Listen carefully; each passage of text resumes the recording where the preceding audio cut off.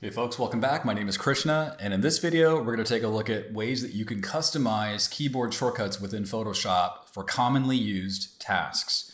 So let's take a look at where we can find keyboard shortcuts in Photoshop to begin with. Let's go to the Edit menu. Let's scroll down to Keyboard Shortcuts. Click that, and you'll see that you have the Keyboard Shortcuts dialog. And this is divided into a few different sections here. We're going to look at Tools, we're going to look at application menus, and we're going to look at panel menus. And we're just going to, they all basically do the same thing. These are all different sections of Photoshop, if you will, where you can assign custom keyboard shortcuts. Let's take a look at tools to start out with. So we can see here that we've got our tool panel command that corresponds to everything that you see on the left-hand side, along with the corresponding keyboard shortcuts.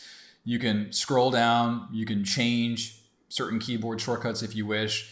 If you're new to Photoshop, I would not change any of the assigned keyboard shortcuts until you're more familiar with it. But if you have been using Photoshop for some time, it may not be a bad idea to customize keyboard shortcuts to better match your specific workflow. So I'll just tell you this, if you scroll down here, a couple of neat things that you may not be aware of. You've got the ability to move to the previous brush by hitting the comma. You can move to the next brush by hitting the period. First brush and last brush. I discovered this just on accident. I didn't know that those were even available to me. But what I did customize that I think is going to be kind of useful is the ability to toggle symmetry. Symmetry allows you to draw on one side of your canvas and have Photoshop mirror that drawing on the opposite side. So I've used the keyboard shortcut S to toggle that symmetry tool on and off. So that's one example here. So let's move on to our application menus. That has to do with the menu items that you see up on the top over here. Now, they're divided into specific menu items. So you can see I've got Photoshop, File, Edit. They basically correspond to what you see left to right is reflected top to bottom in the application menu command. There's a couple of keyboard shortcuts that I want to just pay particular attention to that I use on a regular basis. Now, you may not use these keyboard shortcuts, but I use them quite a bit. The first one is stroke. This is if I want to be able to quickly assign a stroke around an object. I have that assigned to Command Multiply.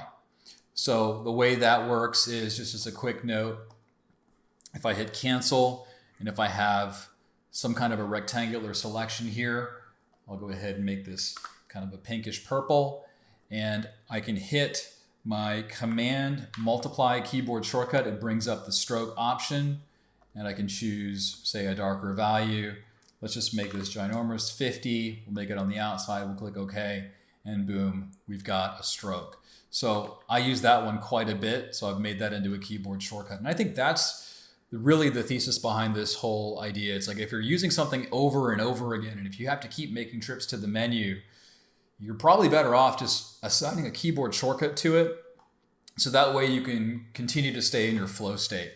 So that's another example. Another one in the edit menu that I use, if I go down to edit, and if I scroll down, I'm going to go under where it says transform here.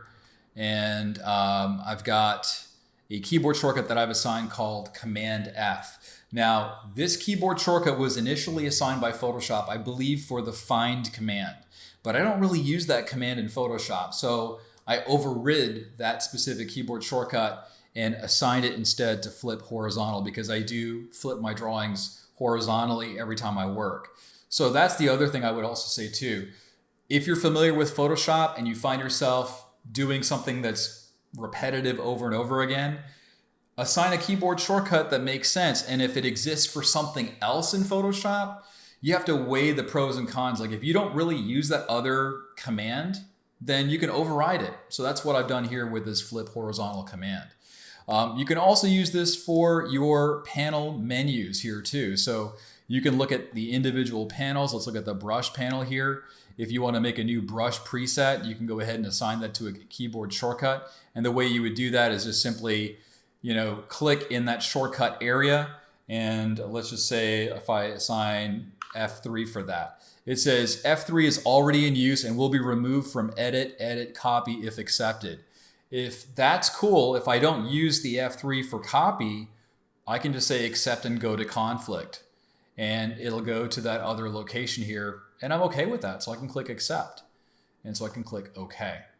So that's how you deal with keyboard shortcuts. So a few of the keyboard shortcuts that I've personally assigned for myself, we talked about Command star for stroke. We've talked about Command F for flip horizontal. I also use F5 for accessing my brush settings. So if I've got my brush active, if I want to interactively change some of the parameters on the brush, I use my F5 key for that. And I also use, if I'm working with, let's say, custom brush, let's say I want a pink brush and I want it to be large, I can hit F4 and that brings up my new tool preset, and I can give it a name. I can also give it a color or use the color that I currently have and assign it that way. So these are a few things that I use on a regular basis that makes my workflow that much more streamlined. There's other ways that you can streamline your process. But with keyboard shortcuts, that's like your first line of defense. If you're using something over and over again, see if you can assign it to a custom keyboard shortcut. And the last tip that I'll leave you with that I have spoken about previously, but depending upon if you've watched the video or not, is customizing the colors of some of your menu items. So if you go down to edit and you choose menus, you'll see something that looks very similar to the keyboard shortcuts. The only difference here is you can turn off certain menu items. Like for example, I never want to browse in Bridge. So I'm gonna just click the eyeball next to that. And what that does is it removes that menu option from my files menu. So I won't see that again until I toggle it back on. So that's pretty cool. So if you're familiar with Photoshop and you find yourself not using some of these commands, like I don't use close others. I don't use close all. I typically work on one document at a time. So I don't need to see those. I don't use close and go to Bridge, so I can leave that off completely.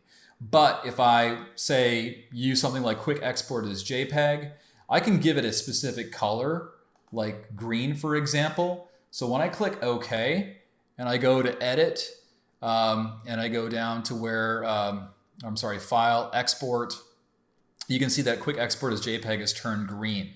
So those visual markers make it easy to find commonly used menu items. So the first step here is use shortcuts whenever you can. And barring that, if it's something that you don't use as often, consider color coding some of those menu items so that you can quickly find it the next time around. So if you found value in this particular video, please give it a thumbs up so that other artists can also find it as well. If you have any ideas for upcoming videos or topics, please leave them in the comments below. Also check the community page for this particular channel where I use that as an opportunity to interact and ask questions just to find out what you want from this specific channel. As always, thanks for watching, and I'll see you in the next video.